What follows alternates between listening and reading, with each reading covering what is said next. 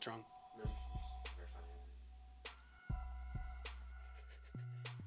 Hey, what's going on, everybody? It's Caleb with HunterBoyz Outdoors. So glad that you could join us today.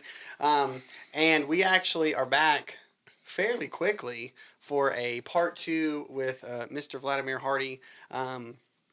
Just so happened that, honestly, just so happened that it just like worked out. Yeah, it really did. So I'm so excited to bring you this second part series, and to kind of dive a little bit more into the whole Vladimir side of things, and then I actually we're going to talk about a little bit deeper stuff, kind of going into the end of the episode, and I think it's just stuff that not just needs to be talked about, but just because. But I think I think it just needs to be talked about because there are so many people that go through so many hard things, you know.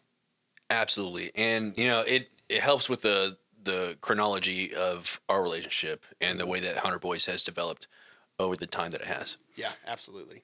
But first, because pretty much the whole last episode, we just talked about stories. We were goofing, dude. We were talking about the origin of our relationship and just funny stories from our past and like kind of how we got started hunting, how HunterBoyz even got started. Right. So since we have because we've spent a lot of time hunting together, so I want you to pick just one story that you want to talk about, and then let's just go from there. Let's say, remember when we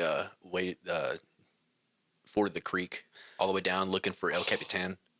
That was so awesome. That was fun. That into when that deer almost ran up on you. Oh, okay. So you want to kind of talk about both of those? Yeah, okay. kind of. Yeah. So my first experience deer hunting was with Caleb. We'd gone out to this military base that allows hunting, and I got set up with all the classes. That way I could go out on the open range without a sponsor or anything like that. And I got my bow registered, the whole 9 yards.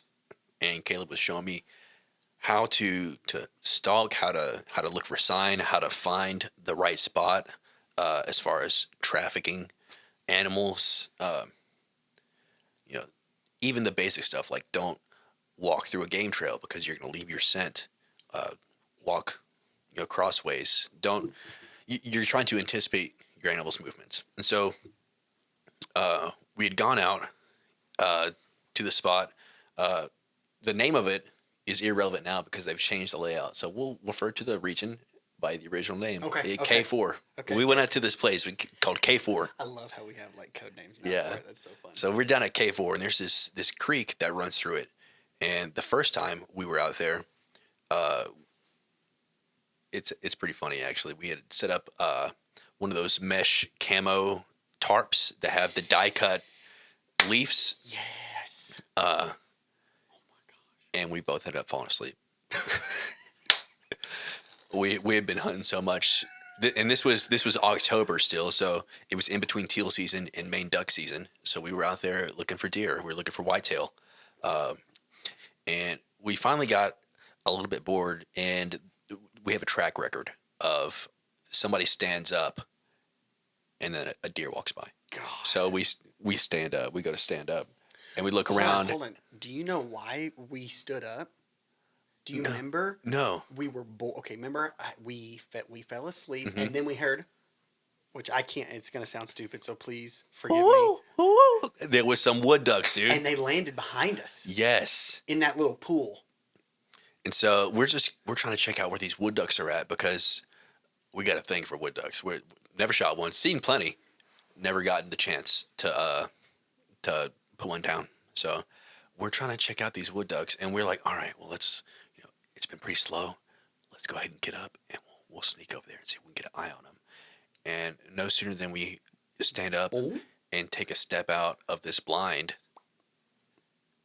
6-point buck, fucking 11 yards. 11 yards from where we were sitting. And we pause like it's a Sasquatch video.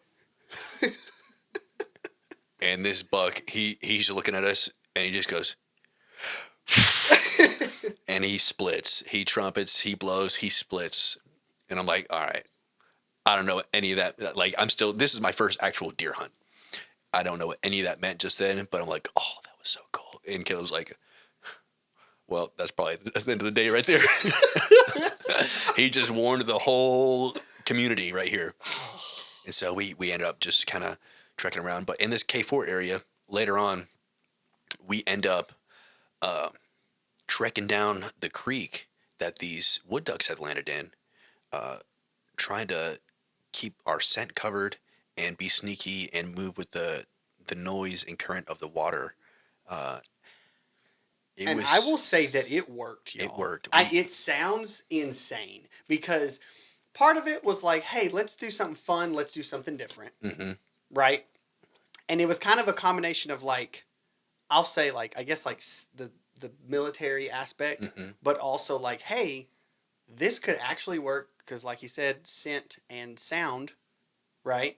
It's going to keep all that down. So, y'all, we got so close to so many deer. We walked up on a group. It was probably 4 doe, and they were 15, 20 yards away. And it got to the point where Caleb was able to draw, but we never got a clear shot. I think eventually they ended up seeing us standing there. They didn't see us move or anything, but they got suspicious, and they ended up moving on. But we kept moving down that creek. We walked down that creek for probably about a mile. Long way, dude. And I actually have a lot of film of that on my phone. Do you know in the if you look at our YouTube, I guess we'll call it like the very first like holistic season of like HunterBoyz. There's actually a clip mm-hmm. that you can see of me and Vladimir that I used of us walking down with our bows. Mm-hmm. Excuse me. It felt so cool. That it was like ninjas, bro. We're moving through the once again another hunting core memory because that felt. I felt like I was a kid playing, but in a sense that we actually might kill some. I was on a mission of sorts. Right. It was so cool. Right. And we ended up the point where we decided to turn around, or not turn around, but stop. You saw El Capitan. Dude, I didn't get eyes on him, but you saw El Capitan. He was massive. And we just kind of ended up just naming him El Capitan, I guess, because it just made sense because we were going down the river and mm-hmm. I don't know. It just kind of came together. Because your dad had named one of the previous deer, talked about, or on the phone or something like that, had called him Mucho Grande. And so we were just on a Spanish kick. We were just so El Capitan came to be.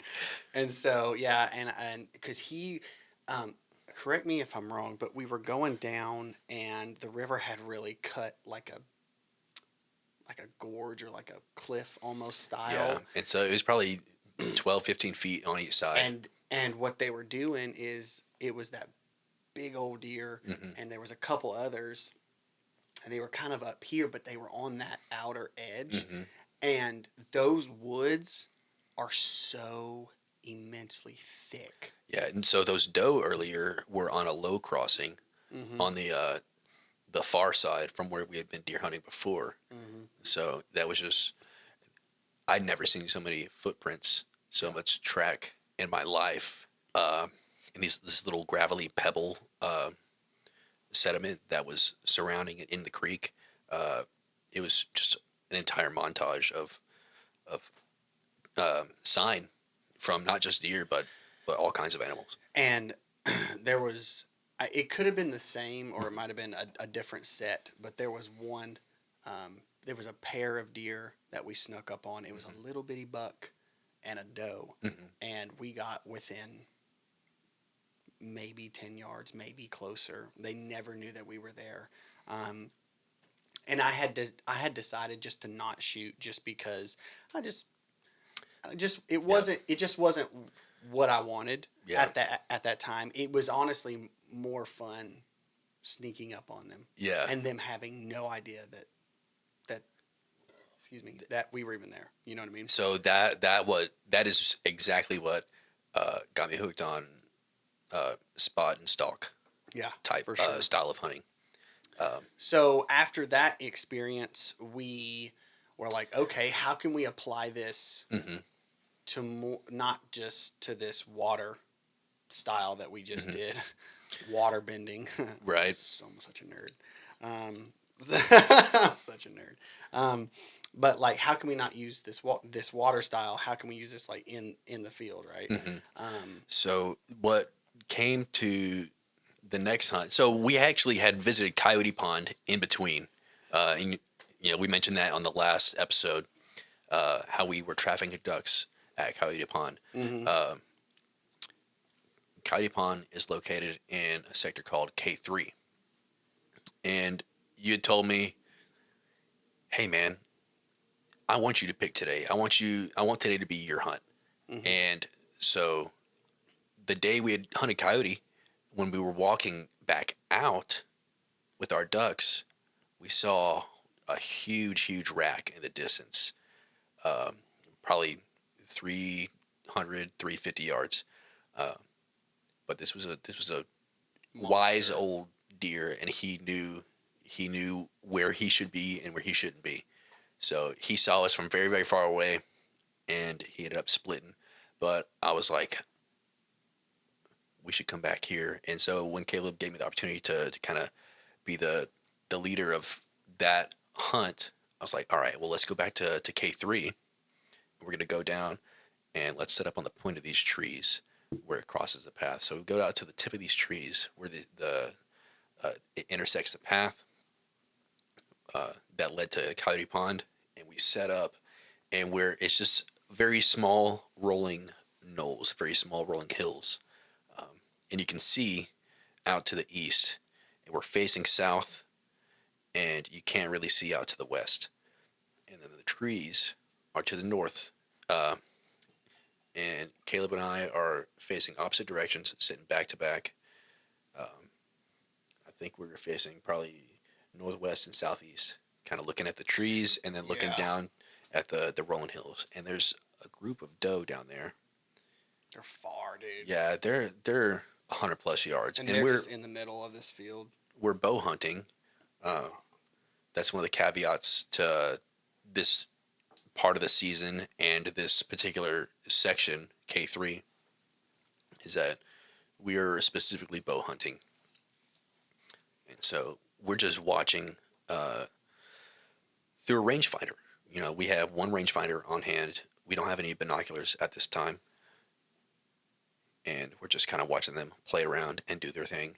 And then out of nowhere, I just see a couple of antlers galloping through the grass, probably 60, 80 yards away Mm-hmm. to the straight south. And so that's not exactly in either of our line of sight, but oh, Caleb, there's a buck, buck. And so we kind of still up, and we're watching, and I kind of look in that direction, and I face myself that way, and Caleb's sitting still in his spot, and I think he's gone, but it's still rolling knolls, so I can't tell where he's at. And out of nowhere, he's coming straight for us. He is galloping, running, looking for some tail. Is what this guy's Literally. doing. So it was. Do you remember what time of year? Was it in the beginning of November? It was beginning November. Yeah, Yeah, so because it was after duck season had started, but before it got real cold. Because I remember getting the fever after that. After the sun Mm-hmm. went down. That's right, because it was a little bit warmer during the day, but then when evening hit, Hmm.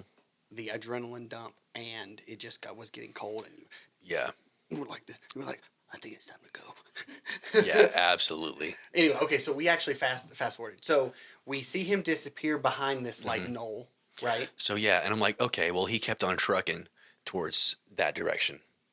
Well, I guess there was a dip right there. There was a bottom right there because he comes over the hill and he's 40 yards away. I'm like, Caleb, don't move. There's a buck. He's coming. And so I'm 40 yards. yeah, and so I'm facing. So if Vlad's facing this way, I'm actually facing this way, and so I freeze, and I like slowly turn my head, Here, do you just want to come in, Q? This is this is a very intense part, but we can. This is just a story. It's okay. We had a child interrupt just a second ago. Anyway, so I'm like slowly turning my head right, and then I see him, and I'm like, oh, 40 yards, 30 yards, 20 yards. And I hold my breath. Y'all, so. Okay, I'm facing back this way, right, and I have my head turned.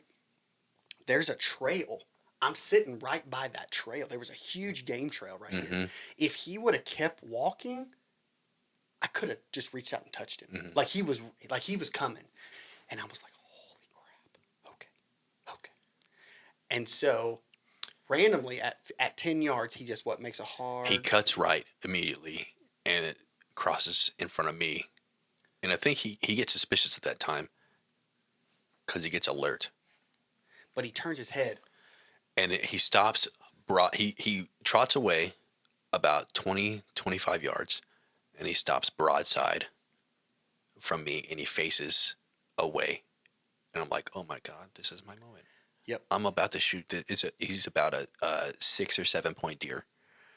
Not super big, but for someone who's never shot a deer before, even to this day, I was very, I was starting to get the fever. And so I go to draw, and I was using this old bow at the time, the Browning that I was talking about last episode, which has since been retired. Yeah, it's probably in the garage, huh? I actually have a funny story about that, but. All right. Well, so I'm using this Browning. I want to hear it though. Okay.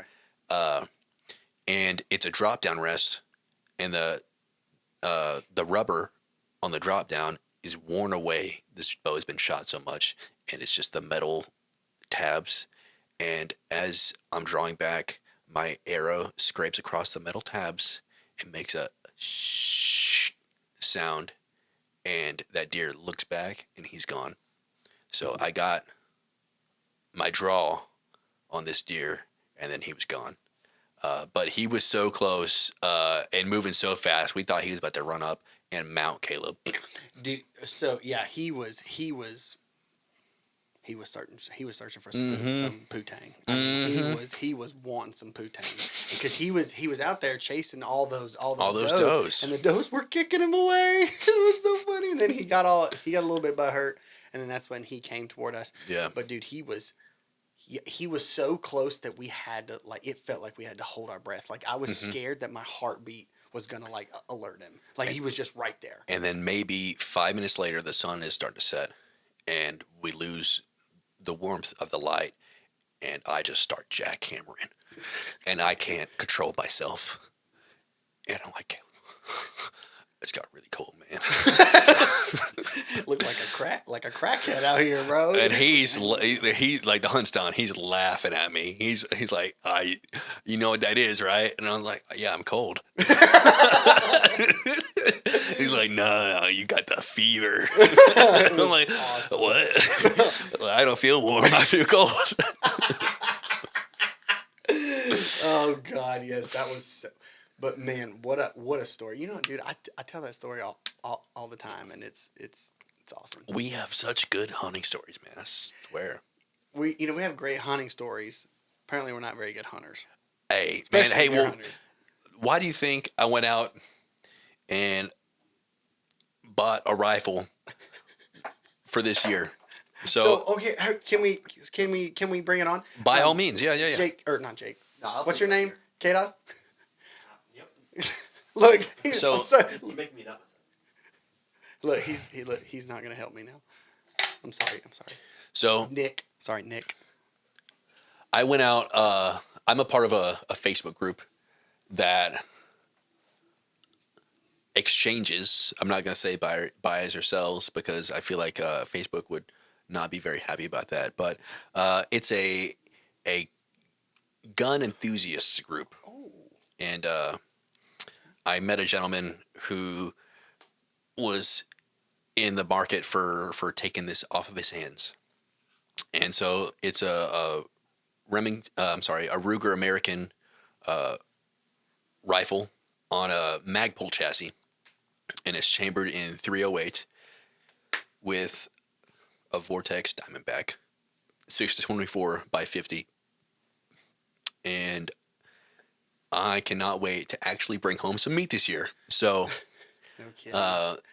we see plenty of activity from a distance, but when it comes to getting up close and being a bow hunter and being intimate with the environment and the animal, it's much more challenging than what a lot of videos might portray and what a lot of hunters might discuss. Right. So, as much as I want and have made it a goal to shoot a deer with my bow, I'm also really enthusiastic about filling a freezer. Yeah. So For sure. that's the plan this year. I know I told you this off camera. I find it so interesting that your gun is so short. Mm-hmm. But man, I think that will make it so much easier to tote. Mm-hmm. I just think it will. So I'm super dude. You better apply for the elk Yeah. for the elk lottery. When it came to Too bad you won't be there, Sarah. yeah, seriously. No kidding. When it came to picking a caliber, I've never been a big rifle guy, so I wasn't sure what I was going for. I'm more versed with pistol rounds and cartridges than I am with rifles. So I ended up going with 308 because it's just a very reliable and standard hunting round, and it's going to take care of whatever I'm going to hunt at this point in my life. I'm only going to go for whitetail and maybe elk if I get so lucky as to be selected in the lottery. So this will take care of all those. Yeah, dude. I mean, do you know what ammo you're gonna go with? I actually, I can't remember, but the gentleman I picked this up from, he gave me about 130 rounds of ammo. So Okay. I can't remember exactly what it was, but some of it is the Performance X or something like that. It is Performance X. Okay. Because, dude, I've had. I would love to know what y'all. Dang. I would love to know what y'all shoot. Maybe some of you love Hornady. Maybe you don't. Dude, I have had such great luck with Hornady out of my Browning. Mm-hmm. I will say I do shoot a Browning 308, but dude, I've had such amazing luck with Browning ammo. Yeah. I would suggest if you're gonna, like you said, deer hunt, elk hunt with it, dude, I would highly suggest shooting like a higher performance, higher grade ammo. Yeah. If I'd have brought some if I had thought about it, but I'll definitely look at it when I get to the house. Send you a message. No, I would just because you want something that's gonna travel like at a good pace consistently and just have like knockdown power. Which you have a 308, so you shouldn't have to worry about that too much. But I like the the soft tip, or I got some green tips. You do? Okay. Yeah. I like those just because they some guys hate them, but then people like me, like I've had nothing but like positive reviews, and they just rip open. Mm-hmm. They just annihilate. Yeah. So it just kind of depends on like what you want.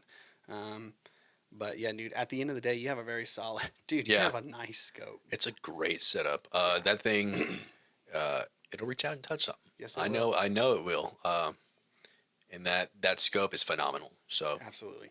I mean, I for target practice, I've shot. I was actually telling you, I've shot up to like 800 yards, hitting steel. I wouldn't shoot at 800 yards on an animal. No.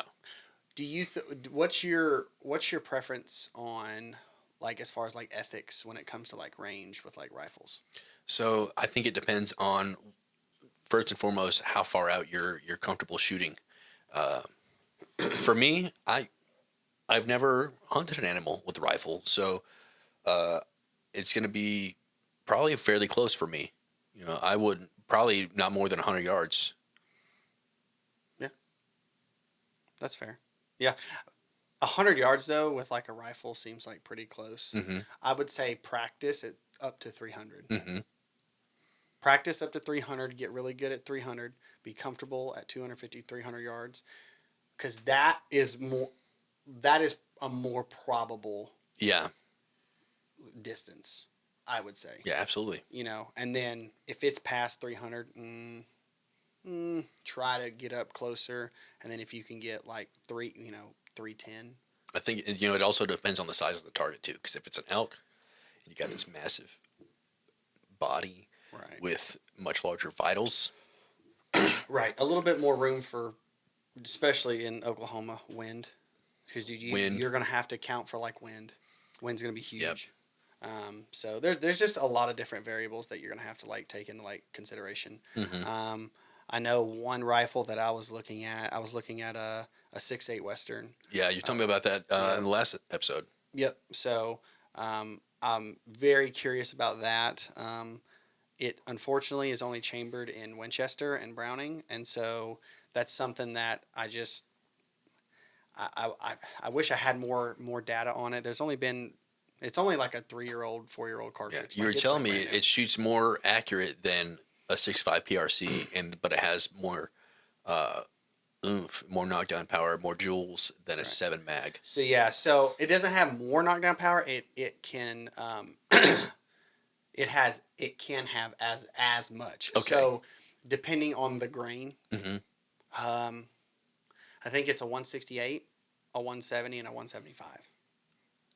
Something like that. Mm-hmm. So there's the 3 different grains, and it can have as much knockdown power as a 7 mag, which is insane because it's a 2.277, so it's literally a little bit bigger, I think, than a 270. Yeah. Which is crazy. But but yeah, no, it's a very interesting round. What's your let's talk about your other gun.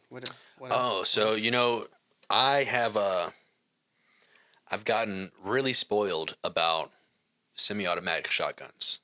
So my first one, you went with me to pick it up actually. So my very first gun ever, my very first shotgun I still have it, Benelli Supernova. We'd gone to Cabela's, and I saw it in the used section, and I picked it up for about 300 flat. Yep. And it's just the same as this gun over here, except it shoots 3.5 inch. Right. And it's a pump action Benelli, very reliable. I've never had any issues with it. But I went out on this hunting trip with a guy I had met at the lake. The guy's name was Matt Smith, and Trevor and I were actually hunting that morning, and we kind of were going around the lake. We were just looking around. We were kind of scouting, and we saw this guy and his dog loading up. He hadn't had any luck this morning either, but I was like, well, there's a dog. Dogs are always a great icebreaker. Let's go ask him about his dog. And so we walked up and he said, hey, man, what kind of dog you got? You guys have any luck this morning? Very obviously hunting. He had his dog with him. He was wearing camo. He had his waders thrown over his shoulder. And we just got to chatting, and he had a good friend from the Army. This guy was an Army veteran, and his good friend from the Army lives in Kansas, Mike Sauer. And Mike Sauer is, I'm not sure if he's the owner, proprietor, but he helps to run a nonprofit Task Force Waterfowl? called Task Force Waterfowl. Yeah. And so what they do is they take veterans hunting for free. All you have to do is have your license for the state of Kansas or Oklahoma, wherever they happen to be. But they're based out of Kansas. And so I went up there probably just the next weekend. I hopped in. Just met this guy. I hopped in his truck with his dog, and we went up. We drove up to Kansas, and I bought my license on the way. And the next morning, we're out there hunting with Matt and Mike, and I told him I shoot a Benelli, and he was like, "Oh, what kind?" And I told Mike, I was like, "Oh, it's a Supernova," and he looks at me and is like, "Oh, I thought you meant a real Benelli." And I was like, "Oh, oh, I'm just a broke airman, right?" Yeah, little E3 at the time, I'm pretty sure. But he was just giving me a hard time, ripping me a little bit, and we had a good time. We didn't actually shoot anything that day, but it started snowing later in the day, and it was super beautiful up there in Kansas. And I actually got some very nice photos. Saw a little bit, but it was also kind of crowded at the places that we had gone, and then the private property that we hunted later was a little bit on the slow side. We did see some shovelers that whizzed by us, but the pond was almost frozen over, and we were out there breaking ice a lot of the time. So, come to find out that Mike is trying to sell his Benelli Super Vinci, and after he had ribbed me a little bit, he offered to sell it to me, and man, if he didn't bait me and hook me right there, Right, okay. because I was thinking about it the whole rest of the weekend, the whole rest of that week, and so this is about a $1,600 gun, brand new. And I'm pretty sure they don't make them anymore because it was a predecessor to the Super Black Eagle. So the Super Vinci, 3.5 semi-auto Right. with a inertia system. He was willing to give it to me for $850, That's yes. which was already a steal. And I talked him down to $700, and you and I went up there a couple weekends later and picked it up. That was actually a fun little trip. We Yeah. just hung out there. Yeah, Remington had come up there. And, Yeah, it was me, you, and Remy. Yeah, and she got a little rocking horse out of it. Yeah. Yeah, we got a whole tour of like the Task Force Waterfowl. It was super waterfowl, sweet. Thing. It was super nice. I'd love to actually reconnect with them. I think they're good people. Yeah. He's a little rough around the edges, but man, once you get to talk to him, I think Yeah. he's good folks. Yeah. Matt Smith, Matt, if you see this, appreciate you bringing me out there. He's moved on from Oklahoma. He lives in Texas now. Shut up. Yeah, he took a different job, I believe, Cool. down in Texas, or a different position at the very least. But they got me spoiled after I bought the Benelli Super Vinci, got me totally spoiled to semi-automatic shotguns. Yeah, for sure. I think for waterfowl, man, like the whole semi-auto thing, it kind of can have like a stigma to it. You know what I mean? Yeah. Funny enough, that weekend, guess what Matt was shooting? And Mike was ribbing him just as hard. A Rite Masai Mara. Was he really? Yeah, that he had picked up for about $400 from a guy who won it in an auction. So, fast forward, Rite is basically a lower cost Benelli with a little bit more features. Yeah, it's definitely got some different features. So you just picked up this Gordion. Yeah, so we've been hopping on the Rite train as of late. I still got my Benelli, and I absolutely love it. But this is the Gordion, which is a 3-inch gun. It's got a 28-inch barrel, and the only difference between this and the Masai Mara is that the Masai Mara is chambered up to 3.5, and it has an easy removable trigger system. Well, yeah, so you can pull that whole thing out very, very quickly. Yeah, this the whole trigger assembly. Q actually has a Masai Mara, and I love shooting that thing, and I love cleaning it. It's so easy. You literally just take it, and there's like a little button like right here, and you take it and you push, and you kind of and it just pops. It just walks right out. Yep, and so you can clean the whole trigger, assembly. So if it's like dirty or like muddy, it's very, very easy to pop out. While we're talking about Rite, I will say this, and it'll be a crap sandwich if you know what I mean. I think they're awesome.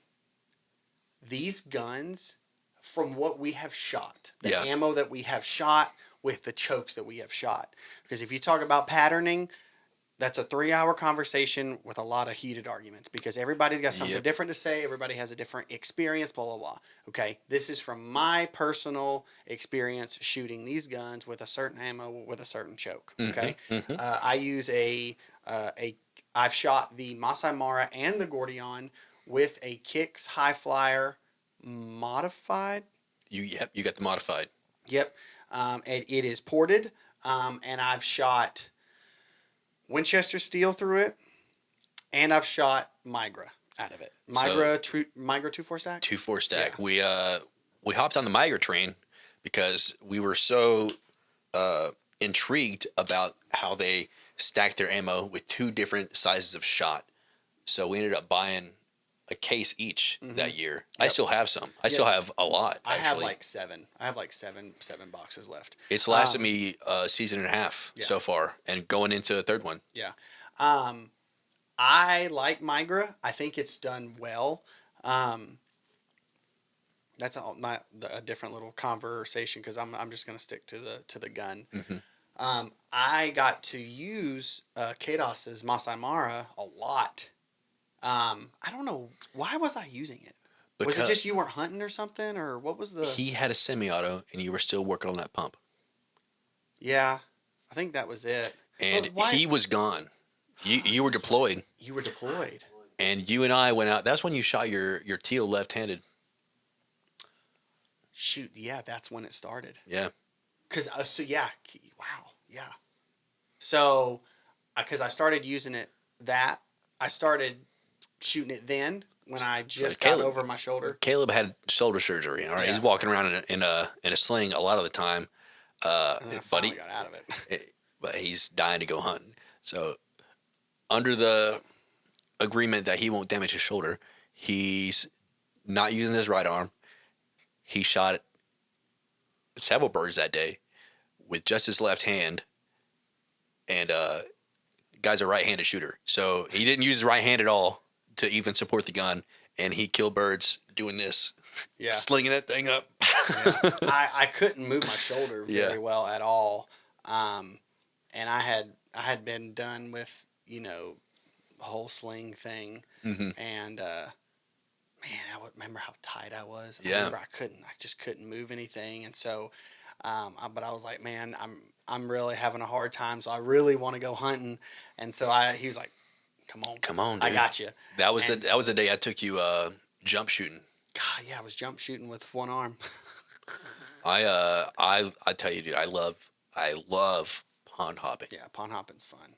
It's very fun because it's fun sneaking up on a pond and you're not quite sure. Okay, so anyway, guns. So, I've used Kados's gun a lot. It's a 2-year-old Masai Mara, so it's fairly new. I've run a lot of ammo through it, just because, like you said, he was deployed for a long time, and so I got the opportunity just to hunt with it a lot. It patterns. With the Kicks choke, with the Migra, patterns extremely well. Yeah. I find. I like it because the point of aim, the POA, is right where you want it. Wherever that bead is, that's where you're going to hit. There's I forgot what it's called, but like your point of impact is not up here and your point of aim is here. So like I know like Benelli, that's kind of common. For my Super Vinci, I usually put it right under the duck. If it's flying, I put it ahead and just right under, so it's gonna hit right above your bead, or at least my gun is. But yeah, for these, you're gonna put that bead right on where you want it to hit. I'm gonna throw this out there to you guys, and we'll put this on social media because I'm very curious to see what y'all think as the viewers. I have found one video in my years of research about this topic, about point of aim and point of impact, and have you heard of anything called the European style versus the American style shotgun, and how they differ? Okay, if you have, let me know in the comments. I'm very interested to know what y'all have to say about it, because I've only ever found like one article or like one video about it, and I wish I could find that video because it was actually very, very, very interesting. Anyway, I love the gun. It patterns good.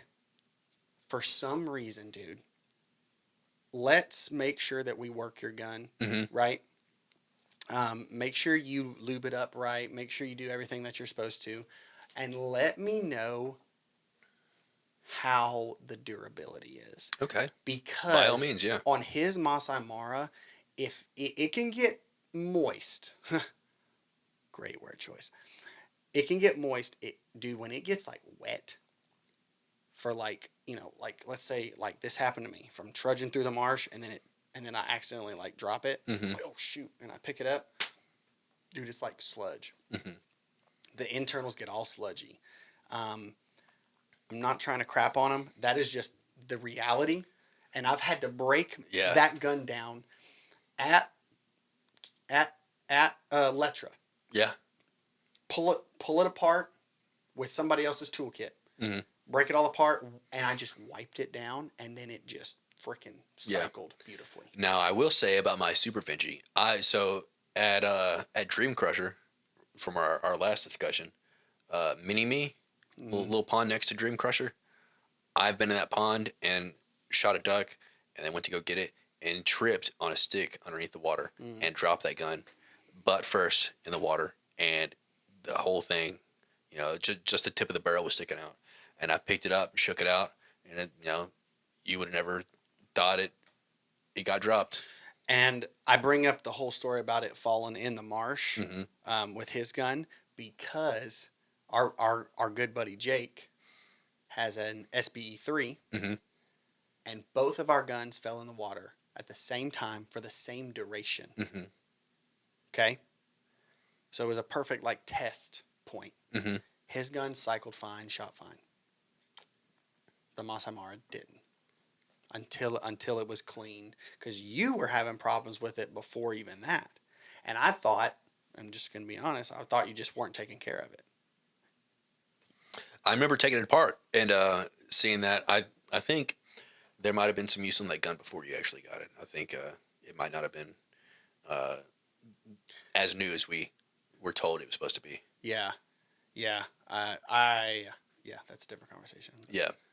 So, but yeah, it was very odd, and I like them so much because they shoot super well. But that is like my only thing that I feel like it's like I'm just not quite sure about the toughness. And the durability of it. So I'm really happy with this so far. I haven't actually shot it yet, but I really wanted a Masai Mara because the trigger disassembly and that it shoots 3.5. But I had a really hard time finding one that wasn't like freaking super freaking expensive. Yeah, that wasn't either brand new, super expensive, or somebody was, they weren't in, high quantity when I was looking for them. I just got this gun probably 2 months ago. But I came to terms with the fact that I don't really shoot 3.5-inch ammo. Yeah. I have rare. one box at a time at any given point, only have one box, and probably not even a whole box. Well, with the technology, especially that's like highlighted with Boss, is that they're shooting high performance ammo in 2 3/4. Yep. So you know what I mean? I'm more than happy with buying 2 3/4 ammo this year. Usually I shoot 3-inch, but once I run through all this Migra ammo, I might switch to 2 3/4. Yeah. Because it's gonna do what I want it to do. It's gonna recoil less. Number one. It's not gonna hurt as bad. Yeah. But that 2 3/4 bismuth, copper plated bismuth. Yeah. It sounds juicy, dude. It sounds super. Don't tempt me with a good time, dude. But dude, I have 7 boxes of that Migra left, and so I just there, and I've had great success with it. I have had a few shells. Actually, not only did I buy that one case, I bought an extra case from Andrew after that season because he was, he had a bunch of extra left. Have like a case and a half. I'm not sure how much it is right now, but it's almost a whole case right now. That's good. I have a lot of Migra left. That's good. Shoot. Okay. So well, dang, I might be hitting you up for. Let me know, dude. Hey, it doesn't hurt my feeling to pattern with it either because you want to see what your gun is going to actually do, Right. and to do that, you gotta spend a little money. You gotta sacrifice that expensive stuff. Hey, I will say this, and this is a straight up a plug for Dive Bomb Industries. I'm not sponsored by these guys, but I believe in their product. Oh yeah, 100%. Haley got me the name is totally slipping my mind, but the waterproof backpack, Yeah, and she got me the shell bag, the matching shell bag. I want to get a shell bag, and I just told you before we started this. I was telling Caleb I'm gonna get one of their gunslings. Dude, please, if you do not have one, go check out their waterproof backpack and check out their ammo pouch. Guys, hey Karma, what are you doing? Guys, it is worth it because I had 2 boxes of Migra.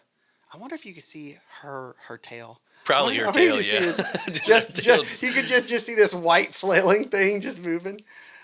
Sorry, listen, guys, we are very family friendly. And Q, I just want to highlight you. Thank you for taking care of my daughter while we're trying to do this podcast. But we are very family friendly, and so if a kid barges in, or if a dog, well, Wants attention. she's fine. But if a dog wants attention, we're just gonna roll with it. But yeah, no, thank you for handling. Is Sterling okay? I feel like I'm being a bad parent right now. She's just bored. She's just so silly. Kados, I was wondering if She's gonna see this in about 5 years and be like, they're making fun of me on YouTube. Anyway, guys, Dive Bomb Industries, go check out their shell pouch and go check out their backpack. It was so frustrating at the beginning of last year during teal season. I wasted 2 boxes of freaking expensive Migra ammo did it get wet? because I had a bag and I set it down and it got wet. Mhm. And so now that ammo, I actually isolated it, and now it's intermittent, if that makes sense. Yeah. Some shells go You, off, you some get don't. some duds in there. And it's very frustrating, and Haley was really mad at me. And so for my birthday, she got me that Dive Bomb backpack and the Dive Bomb shell holder. Mhm. And it is completely waterproof, guys. It's amazing. Please go check them out. It's definitely worth it. I love their stuff. Yeah, it's awesome. If we ever get big into goose and we're able to go out and find goose feeds and go out in fields and stuff, I'm buying 4 or 5 dozen V2Fs. Dude, man, I'd love to hit a good feed. Oh, that'd be so much fun.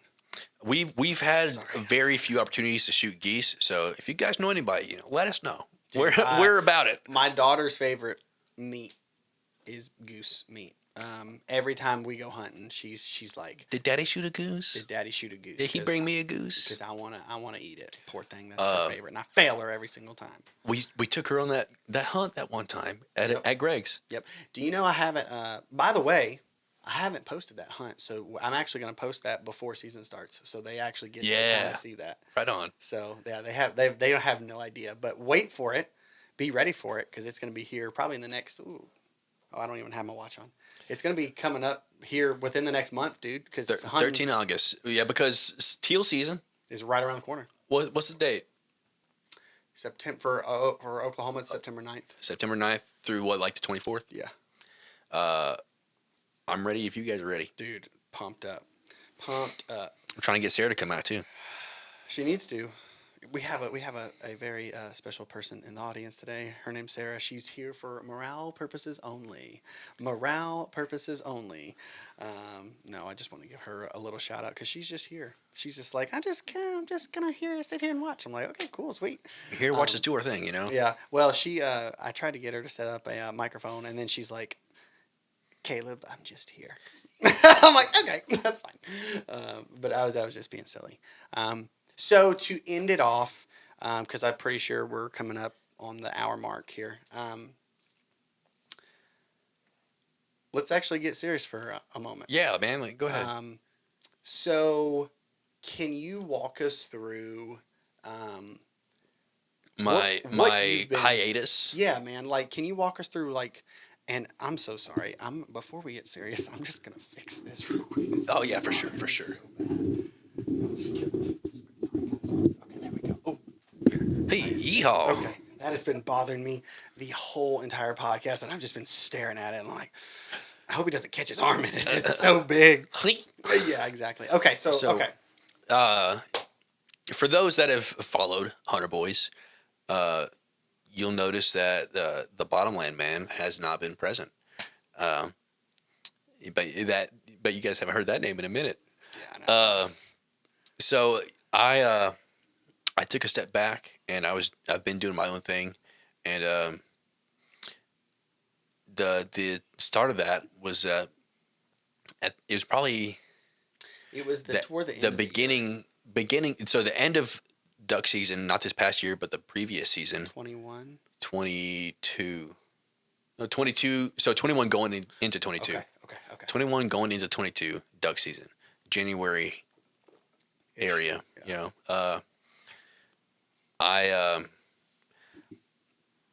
started getting super depressed, and it came to a point where it was affecting my relationships and my personal life, and I just absolutely had to start going to therapy and seeking professional help.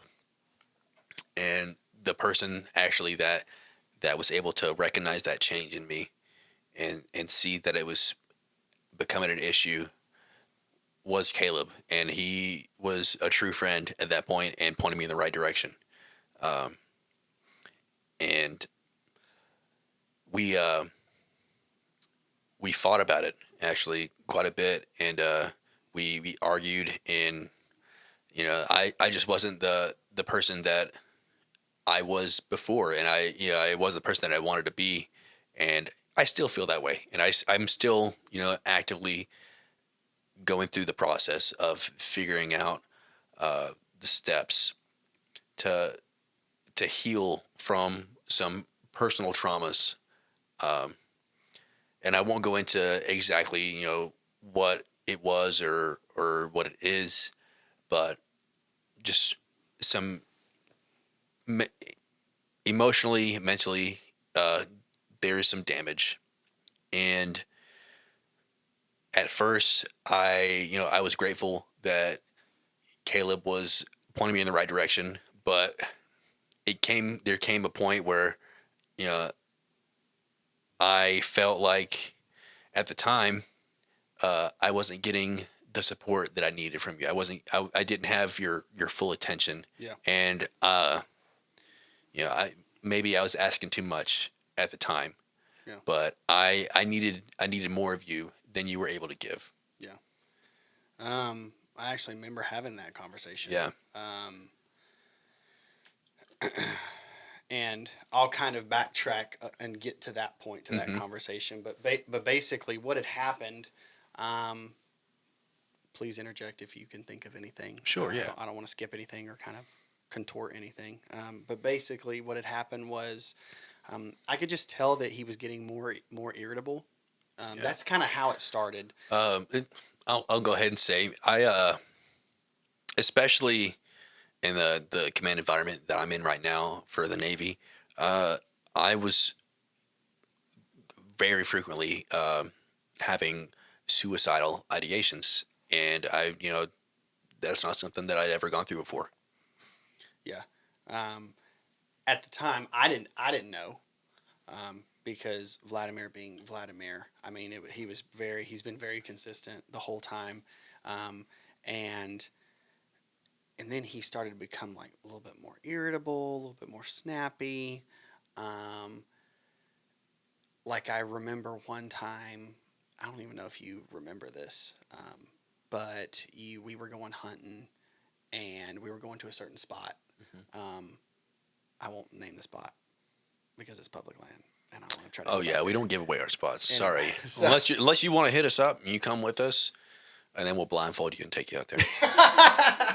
but but no, we were going to that certain spot that was fairly close. Was And it Doghead? No, it was it was in the other direction. And so, Same lake, nope, different lake. different lake. And so, I was getting ready and I was about to put her in the truck. Mm-hmm. And you said, well, we can't bring her, dude, because it's too hard. And she's going to be moving. She's moving, what, I don't know, whatever that you said. And I was like, what? Like, why didn't you say that like before? Because she knew we were hunting. She got all wound up, excited, and then I'm going to have to tell her like no, which, I mean, I'm very hard on my dog, but I'm also very conscious of like my dog's feelings. I know that sounds silly, but Your dog has feelings. But- Don't forget about it. and so I was like, dude, like I did all this in front of her, and then now I'm gonna have to tell her like to go kennel or whatever. And I was kind of irritated about that. And then as soon as we were over that, like you were done, like you were happy, like blah blah blah. And then we got back, and like as we were pulling up to the house, like he immediately like reverted back to like that, just irritable, angry, whatever. I remember and then I had to come in the house, and I was doing something for like one of the girls. And you said something kind of snippy. I don't even remember what it was, but it was something kind of snippy. And I was like, "Dang, dude! Like this is my kids." and then I remember what it was, and I don't even. We don't have to talk about it if you don't want I to. will, because accountability. I don't even remember what it was, to be honest with you. But I said, "Hey, man, you seem a little distracted. I'm gonna go." yeah, that's right. And I was like, "What do you mean, dude? Like I'm taking care of my kid." Mm-hmm. Because my wife let me go hunting, so I have to like help her when I come back. Yeah. And then I remember you just like left. Yep. Without even saying like bye or nothing, which is totally out of character. That's when it really was like, okay, we have a problem. Because there was a little bit of that up to that point, but then it slowly got worse and worse and worse, and then it just transcended. And then I'm trying to fast forward, and things were weird, and then finally we had this pinnacle point, and we called it. We finally were like, you know what, we need. We both agreed, like, hey, we need to call and like have a conversation. Yeah. And I was down at Fort Sill. Yeah, I think it was.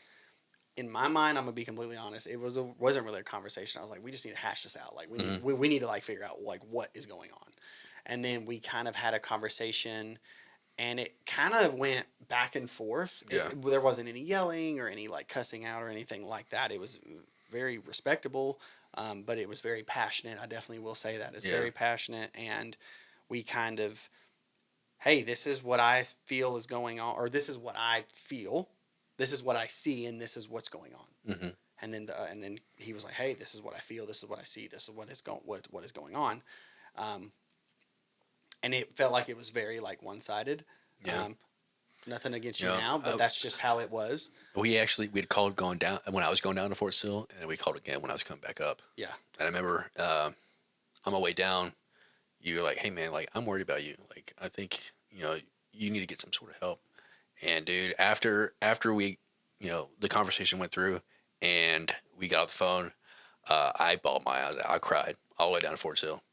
I cried so much. And I'm a 28-year-old man, and I don't like to show my feelings a whole lot. I cried so much that day because it made it real. It made it like it the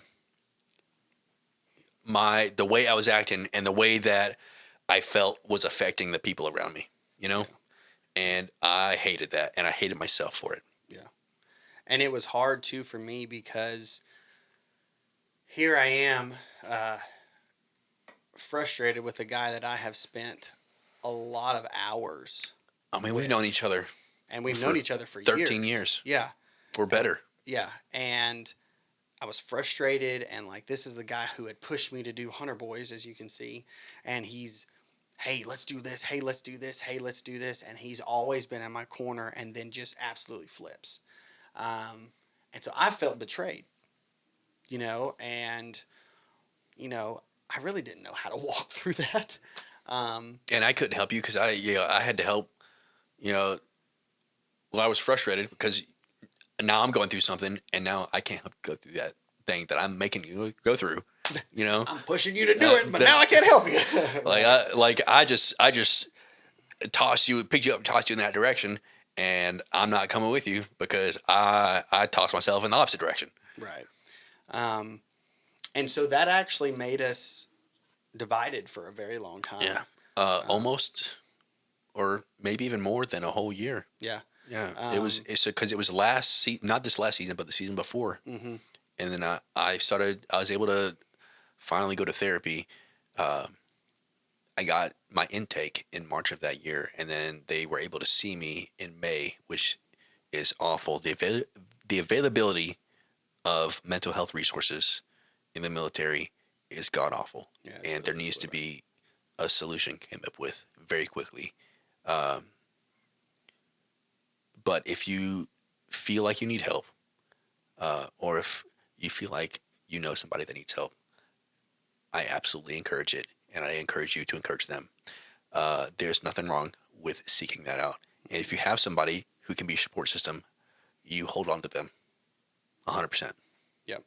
Um, I totally second that with you, Vlad, because it is bad, and it's very frustrating because like right now, um, we he's on the maintenance side. I'm on the operations side of it, of similar jobs. Yeah. Granted, he's Navy, I'm Air Force, but very, very, very similar jobs, or similar missions, I should say. Hmm. Hmm. And it's very frustrating because like now, like there's certain ways that I can get help, but if I pursue this line of help, I get put on a restricted, and I think that's for like a lot of different jobs. You get like restricted, so you can't do certain things. And it's They want very to act like it doesn't affect your job, but they it make does it to where it affects your job. it does it does, and so it's very frustrating. And I think it does, like you said, it discourages a lot of people Hmm. from going to mental health. Um, but at the end of the day, sometimes you got to do what you got to do, and you just have to go, and you have to suck up that pride. Yeah. Um, and do it because I would rather it affect your job than for you to not be here. Yeah. You know what I mean? And that's the direction it was going. It really was. And I'll say this: I think everybody could benefit from therapy. Oh, Not just people that feel like they are hurting or need help, yeah, but people that are just going through the motions every day. yeah, Everybody to some degree can benefit from some perspective or somebody who can see things from a different light and talking out your business. absolutely. It has been very helpful for my marriage. It's been very helpful for me. It's been helpful for my friends, for my family. It's helped me walk through some very painful things. Granted, Hmm. I mean, you know about it a lot, Yeah. and so uh, it has been very useful. Um, and it's not weakness. It's not. Um, that's honestly the only words that's ringing a bell. It's not weak for you to go seek help, mental help. It's not. That's such a stupid freaking stigma that I'm so frustrated about, um, because you shouldn't have to be worried about what that person has gone through and how they can help you if they haven't done X, Y, and Z. That's not the point. If you're saying that, then you're just finding an excuse not to get help. And that's just the reality of it. I'm not trying to be ugly. I'm not trying to be rude. I'm not trying to be disrespectful. That's just the honest truth. Yeah.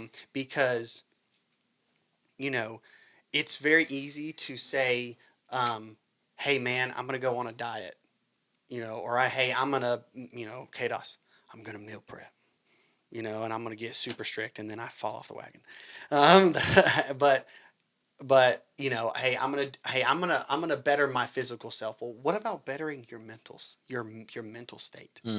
um, and as a and this is speaking just for me as a Christian, I take what they give me, and then i I download it. I kind of sift on it and I kind of analyze it, and I'm like, okay, how can I apply this to me and to my spiritual walk? And then so now it's this combo, and it has immensely helped me.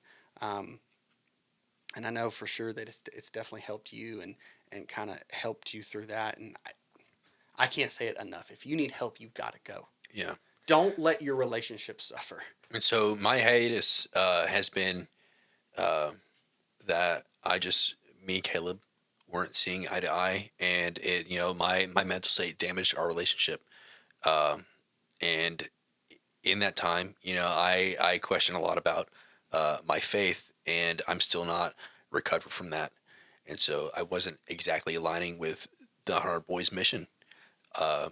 So part of it was that I didn't feel like I supported what we were doing, or if I did feel at times that I supported what we were doing, I didn't feel worthy of being a part of it. And I took a step back, and I didn't announce my step back. I just logged out of certain social media or emails and deleted stuff off my phone. I was very quiet about everything that I did, and I just sunk back into my own world. And we talked about yesterday how we're getting back on track with our friendship. It takes somebody to reach out. It takes somebody to say, "Hey, what are you doing?" Or just reach out and say what's up to build that bond back. Yeah. It's got to start somewhere. Yeah. And man, I'm just gonna be honest. Like going through everything that I've been through recently, it's like part 3 of this horrible book that I'm in.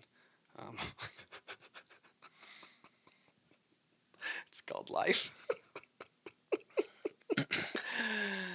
Cheers, brother. Cheers. All right. Mine's empty. I need a refill. Hey Q, you won't give me a refill? Just kidding, Q. There's no more in the fridge. You're not a secretary. I'm not gonna treat you like that. You're right. Hey, you're Sarah. Actually, hey, hey, morale girl. Need you to give me a beer. Morale booster. Oh my gosh. What? Hey, but you know what though? All 3 of us. I know it's only 3 of us, but let's give a hand clap to Q of how awesome and great he is. Seriously, like that guy behind the camera. I'm gonna do a podcast with him because I do so many interactions with him behind the camera that these people need to see him, even though he doesn't like seeing himself. This is the fucking guy. All right, is, and you can bleep that in post, but this is the guy. He is absolutely wonderful. He's a great human being. He is very hard on himself, but he's hard on himself because he's such a perfectionist and he wants to do the absolute best. You ever seen those commercials for Dos Equis where it's like, he's the most interesting man in the world? That's cute. Yeah, he is. That's very cute. Interesting. He is very interesting. This blend of this Brazilian American stud, and I absolutely love him, and so that's why every time we do a Is he podcast, single? Ladies, he's single. he is. Just like, no, I'm going to cut this off. No. He says he's going to cut it off, but he's not going to cut it off. But no, that's why every single time I get on camera, I make sure to give him some acknowledgement because he has went above and beyond getting this set up. And I know y'all can't really see this, and we're in a little bitty room doing this podcast, but we've got some crazy equipment. Oh, that's me. We've got some crazy equipment out here that he has literally put on his back, and it's his, and he lets us use it and abuse it. And so I've been separated from the HunterBoyz mission and their goings on for about a year. And when I walked in, I would have thought that they were a professional business and they were making publishable studio level content. And when you go to look at it and go to watch some of this stuff, it 100% is. It is, wow. Yeah. It's incredible. Awesome. So, yeah. No, thank you, Q. I appreciate you, man. You're awesome. Even though it is very frustrating sometimes. But, hey, we're doing it. We're making it. And we are going places. I promise you that. Especially with Jesus at our back, man. We got it. Well, Jesus in the front and the back. Omnipresent. You get it. Anyway. All right. That's a Jesus joke. Anyway, so that was a really corny one. But no, sorry, totally getting back on track here. Where were we? Talking about maintaining relationships. Yeah. So, and so having to walk through that with Vladimir, I really felt like, I'm going to be honest, I felt really betrayed, like I was frustrated. And so, with me being very loyal, with that loyalty, it can turn into just this, not hate, that's totally not the word, but this just aggravation that is Mm-hmm. so fierce. It's like an itch that you can't scratch. And Yeah. so I really had this repulsiveness, to like, I guess to Vladimir, I guess I'll just be honest. And so, and through all this stuff that we've walked through, golly, my phone's blown up. Um, Through all this, God's been really working on me, um, about being graceful and being gracious and being compassionate and merciful, and what it means to actually love somebody, and what forgiveness is, right? And that's not just with you. That's with other people, in my life that have done wrong, um, and whether they choose to recognize it or not, forgiveness is something that I do. Mm-hmm. Forgiveness is not a token that says, "Oh, you've changed. Okay, now it's back to like normal." Forgiveness is actually just for me Yep. saying that, "Hey, I forgive you for what you've done, even if you don't change, even if everything stays the same. I'm going to let it go. I'm going to let the bad attitudes go. I'm going to let the negative thoughts go. And God, I'm just going to not give it to you." I hate using that. Hey, God, help me formulate better thoughts, right? And help me walk through this situation. And so God's been really working on me on that, and so yeah, and so I just had to just kind of just let it go, and then you reached out the other day, and it was nice, and then you came over to Destiny, and just we had that little church, that after Yeah. church Yeah. Yeah. function. And then yeah, and it was crazy, man. Like the other day, I thought about you, and I was like, I had just this feeling. I was like, man, I really should get him on the podcast. It actually would be a very we might have to have a part 3 now. Yeah.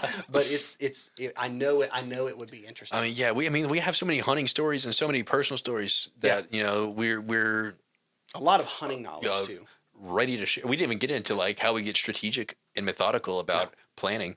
No, like we haven't even touched that, because like me and this dude are research gurus, and we will research something until there's literally nothing else. And so we've done a lot of research, and we do have some success, especially in the duck hunting realm. We do have success there. Um, there's karma. um, but now for the deer hunting side, that obviously bow hunting, as you said, is a lot harder. The success rates Mm-hmm. Mm-hmm. less than 10%, I believe. Depends on the area.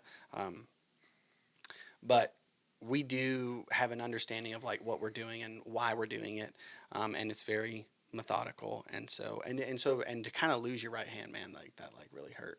Um, but dude, no, I've totally like forgiven you, and just and hopefully this doesn't sound like negative or bad, but like I've forgiven you, and so now I'm having to walk through the steps of like, not retribution, reconciliation, Mm-hmm. if that makes sense. Well, hey man, I'm back, So and I'm more handsome and stronger and better looking and ready to support more than I ever been. absolutely, absolutely. But yeah, no, I definitely, which obviously I definitely got his consent before we kind of talked about this, because it definitely is a It could little be, bit. a touchy subject, It is. if you weren't ready for it. It is, and so I wanted to talk to him, just make sure that he was okay with talking about it. But yeah, bottom line, Jesus is always there for you, even if you don't want him to be. Um, and number two, if you need help, you've got to go get it. You have got to go get it. It's not gonna come for you. You have to identify with it and say, "Hey, I have an issue." Yep. Um, I actually just talked about that the other day. The hardest part about getting help is putting down your pride and saying, "Hey, I have a problem." After that, it's just like, "Oh my God." It just all comes out. I don't know about you, but me, that's me. But But no, please, if you need help, please go get help. You are worth it. Your life is worth living. Even if you think you've hit rock bottom, um, there's somebody who cares about you and somebody who loves you. And there's also a God who loves you no matter what, no matter how many mistakes that you make, no matter what you've been through or what you've done or what you've said. He loves you and He cares about you, even if nobody else does.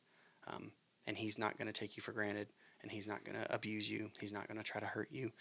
He's going to love you through everything. And His name is Jesus. So if you don't know somebody who knows Jesus, find you somebody. I'm sure they can show you. I know there are some people who are bad that say they love Jesus. Don't find you those people. Go find you somebody else. But that's just the reality of it. And I'm gonna push that until I pass away. Because if we're gonna be honest, like if I've talked about everything that I've been through, I mean, granted, I haven't been through a whole lot of bad, not like some people. But I have been through some bad, and should I be here? Should I not? But here I am, strong, and unburdened, because I've just had to learn just to present it to God. Say, hey, here's my problem. I'm not going to give it to you, because usually I just take it back. But here it is. Help me. And I don't know how He does, but he does help me through a lot. Do you have any last ditch efforts for us today? I don't have any closing thoughts, man. No? Okay. Not today. All right. Yeah, I'm kind of tuckered out after that one. Yeah. For sometimes the deep conversations can be draining, for sure. But no, I don't also have any last ditch efforts. I guess just go get help if you need it. Yeah, absolutely. And hey, for this upcoming teal season, get outdoors. Absolutely. And we hope to see you or not see you out there. Absolutely. But hey, I love you. God loves you. And I hope to see you next time. HunterBoyz out. Y'all be good, guys. Thank you so much for watching. Like, subscribe, comment. Hey, and let me know about all the stuff that I asked. I can't remember everything that I asked, but let me know. Specifically the European American style of shotguns. Yes, that. European versus American. Is that a thing? And by the way, I do have a speech impediment, by the way. So that's why sometimes I do say things like twice, just so y'all know. I'm not stupid. I actually have a speech impediment. But I just want to throw that out there. Anyway, all right. Hey, I love you guys. Appreciate you. Have a great rest of your day. Yeah, dude. That was a really good one. I gotta pee so bad. Yeah, I just stretch my legs out. Oh, what was our time on that one? That wasn't as long as the last one. Last time went like an hour and a half. I think this was like hour 5, I would bet. Oh.